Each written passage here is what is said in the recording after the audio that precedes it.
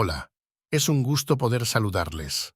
Me permito darles una cordial bienvenida a cada uno al material de apoyo de la asignatura de Derecho Internacional Privado, de la licenciatura en Ciencias Jurídicas y Sociales, Abogado y Notario, del Centro Universitario de Izabal, de la Universidad de San Carlos de Guatemala.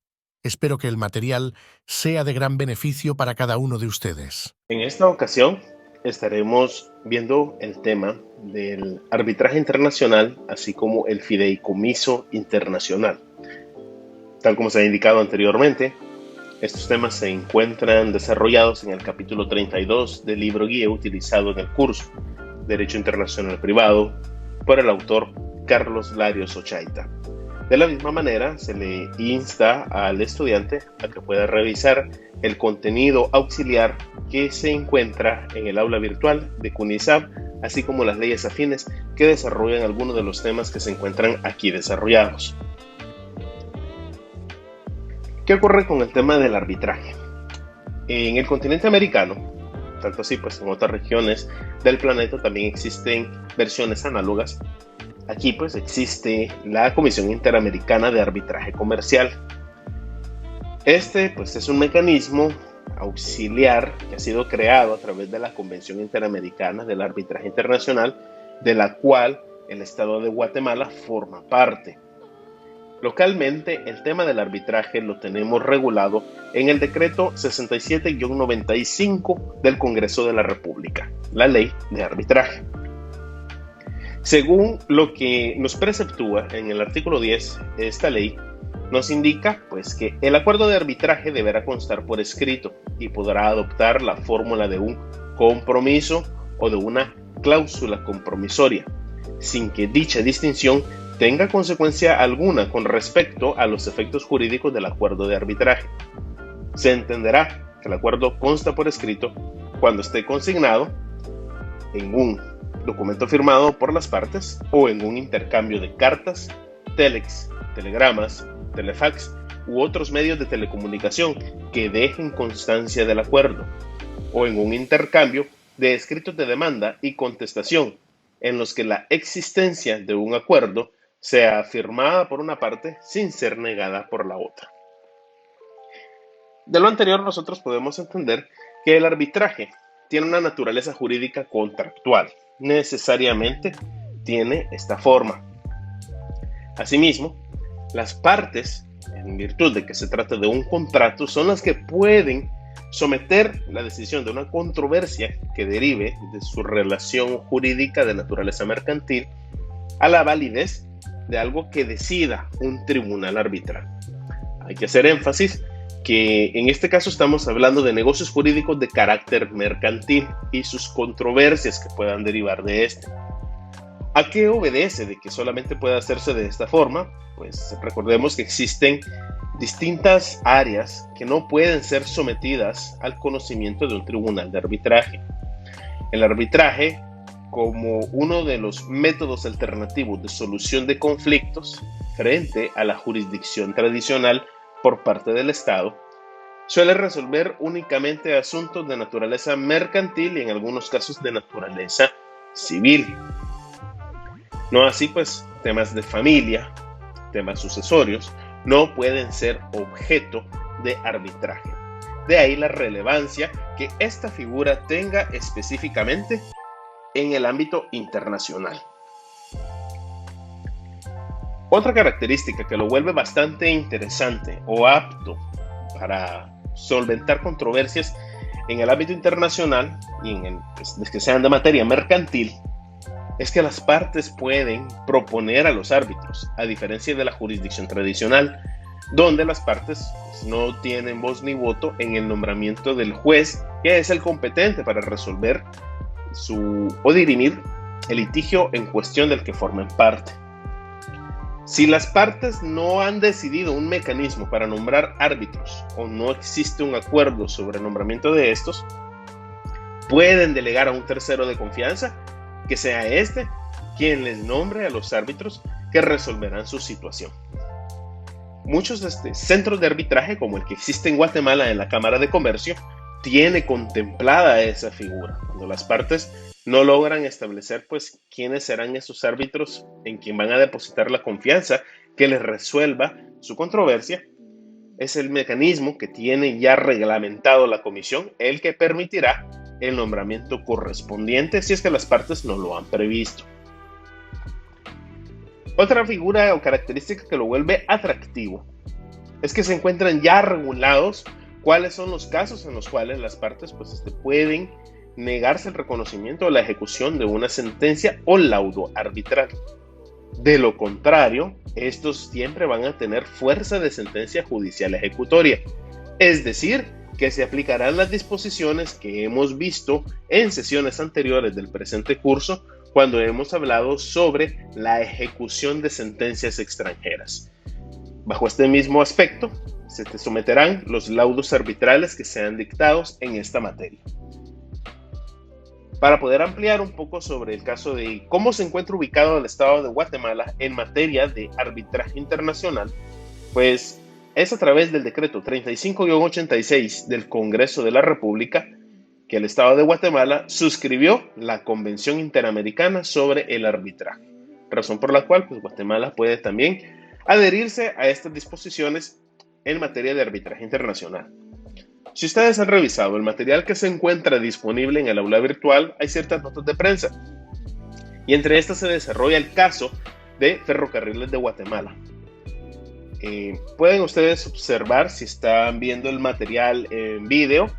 Si no, pues les comento que en su momento el Estado de Guatemala tuvo pues la oportunidad de, junto con algunos inversionistas internacionales, tratar de revivir el proyecto del ferrocarril en el país.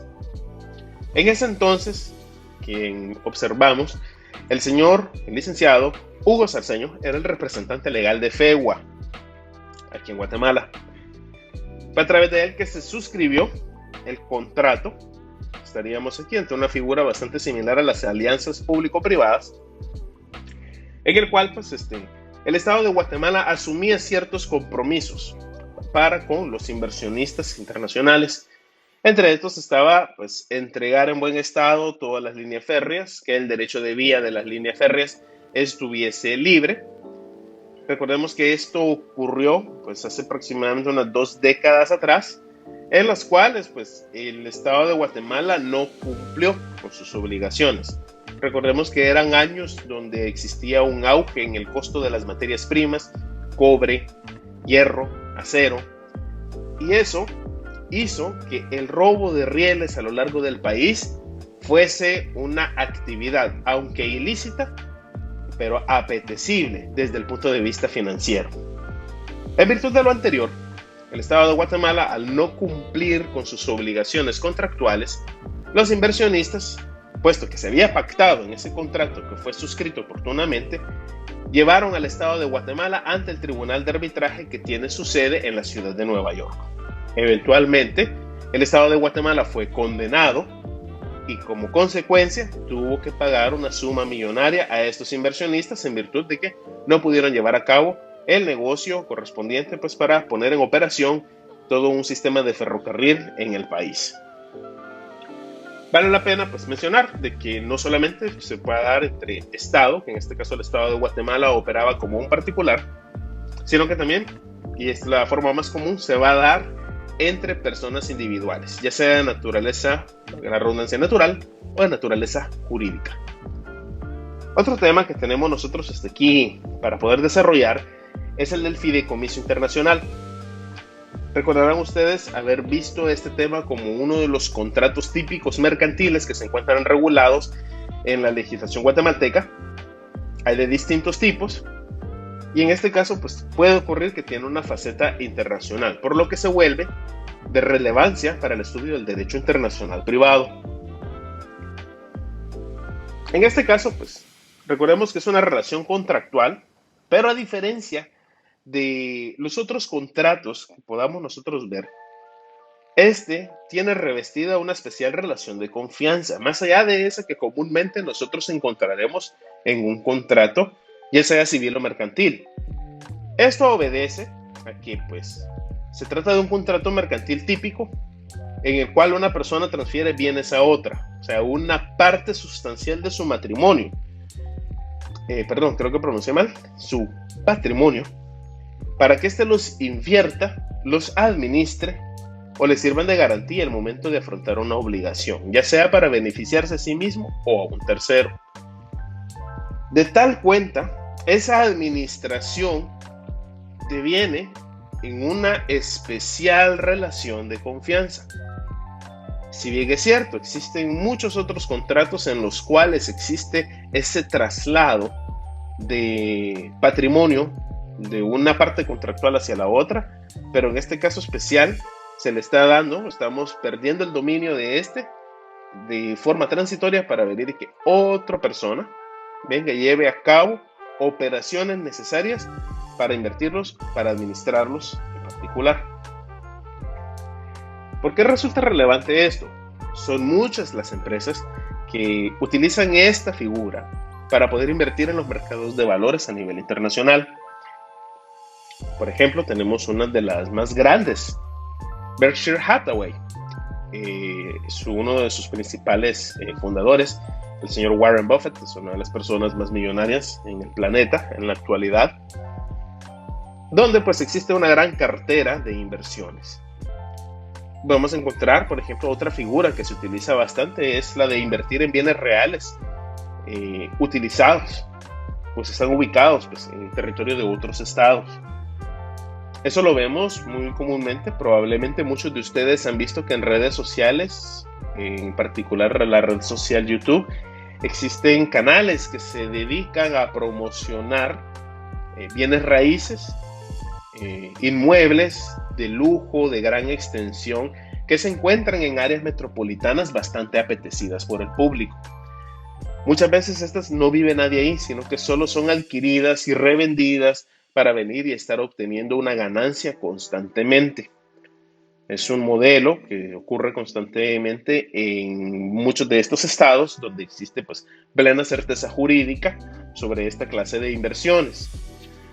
Existen también figuras jurídicas parecidas o que dependen a su vez de otras relaciones contractuales, gran cantidad de personas que quieren una gran cantidad de bienes inmuebles, los cuales a través de un contrato de fideicomiso pueden ser invertidos y utilizados como por ejemplo con el modelo de negocios de la empresa bajo el nombre Airbnb, que es la más conocida, aunque no es la única que presta ese servicio de la misma naturaleza, y se obtiene una ganancia constante por el alquiler a corto plazo de estos mismos bienes inmuebles que se encuentran ubicados a través, pues, a lo largo y ancho de determinado estado o de varios países en particular. Esto se concatena con lo anterior, ya que muchas controversias que puedan derivar de cualquier inconveniente derivado de este contrato de fideicomiso puedan ser resueltas a través del arbitraje o de negociaciones directas. Esto trae a colación que una vez que estamos concluyendo en este punto toda la serie del derecho mercantil internacional privado, la particularidad que tiene es de que aquí no vimos en mayor medida que exista la necesidad de acudir a la norma de conflicto, tal como ocurre en las distintas áreas, tal como lo hemos estado viendo desarrollado hasta este punto, sino que lo mercantil, por esa necesidad de celeridad que existe en las distintas relaciones de derecho que puedan formar parte o sean objeto de esta área en particular, aquí no necesitamos estar acudiendo a esa norma en conflicto, sino lo resolvemos directamente. Esa presteza lo vuelve necesario, de ahí que nosotros encontremos de que aquí las reglas pues parecieran cambiar y en vez de estarnos remitiendo constantemente si será X o Y ordenamiento jurídico al cual tendremos que someter la solución de la controversia, este se presta a darnos una vía alternativa directa donde no necesitemos pues precisamente esta serie de vías. Claro, el ámbito de aplicación de esta área es sumamente extenso, no significa de que no nos vayamos a encontrar en situaciones donde vaya a ser necesario consultar las reglas de cada uno de los ordenamientos jurídicos que puedan estar involucrados y cómo estos tienen reglamentada o regulada la figura del derecho internacional privado o las propias disposiciones, al menos aquí en el continente americano, con respecto a lo que regula el Código de Derecho Internacional Privado. Sin embargo, lo más común es que nosotros nos encontremos con estas vías directas. Espero que este material les sea de utilidad. Siempre se insta al estudiante para que lleve a cabo la lectura del libro base, de la legislación que sea mencionada, así como del material adicional que ayuda a dar contexto y a explicar cada una de las disposiciones que nosotros podemos encontrar en esta materia. Ha sido un gusto saludarles y hasta en una próxima ocasión.